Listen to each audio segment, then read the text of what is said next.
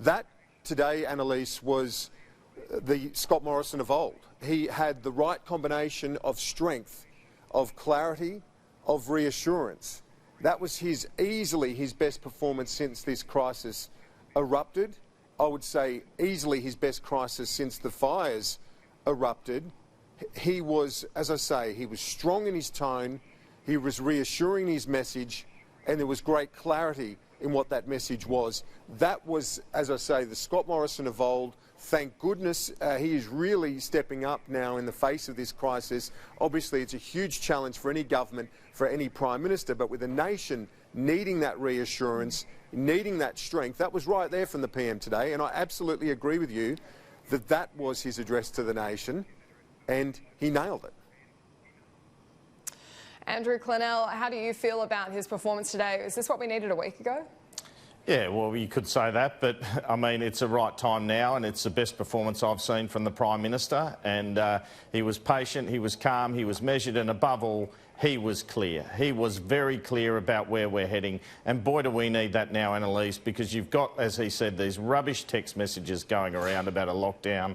You've got stuff on social media that just isn't right.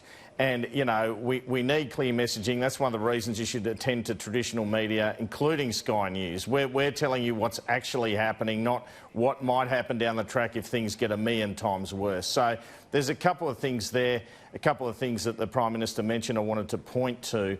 One of them is he said there's a further hookup of the National Cabinet, the Premiers and the Prime Minister on Friday. It's my understanding that will largely address how this 100-plus gathering ban will be implemented. And so still on the table, sources are telling me, is this situation of you could have one person restricted to every 4 square metres within the gatherings under 100 still. You could still have restrictions like that put in place. To be honest, the hotel industry, they're just glad they're still alive. They're just glad they're still open. I think they're quite happy to work within these kind of arrangements.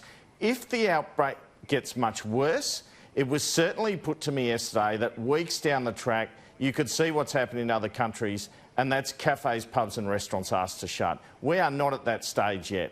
This is a step process, and that's what the Prime Minister's outlining. First you'd have a shutdown. Way down the track you'd have lockdown. So people talking about lockdown, forget about it for the time being at least. The hope here is that the message gets out on social distancing. The hope here is that they are able to flatten the curve through these measures.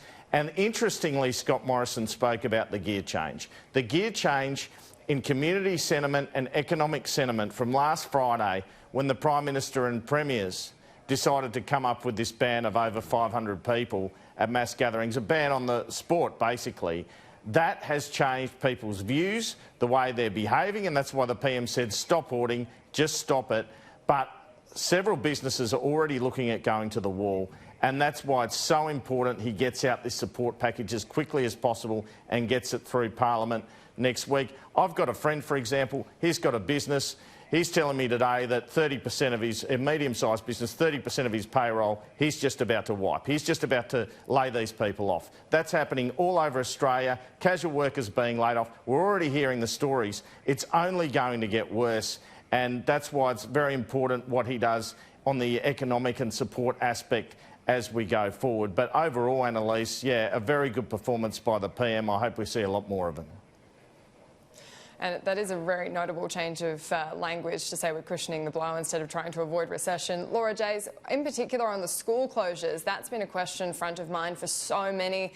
That was a very clear direction from the government that they're not considering it anytime soon. Yeah, he was Commander-in-Chief today, Annelise. He was reassuring the public but also levelling with everyone about how serious this situation is. The schools question has been on many people's minds, and again, the advice coming back from government, from all the medical experts, is that they should not shut down. Of course, it is a moving feast. They will consider this if the situation changes, but obviously there's a health element to it, but a huge economic one. If you shut down schools, that is a huge effective measure in terms of shutting down the economy. The parents that couldn't go to work, we're in a situation now where if if children don't go to schools, you can't have them babysat by grandparents because they are the most at-risk group. I was pleased to hear the Chief Medical Officer, Brendan Murphy, also address this concern that people have had around children being largely asymptomatic, it not affecting them in a large number of cases or really at all, it being negligible,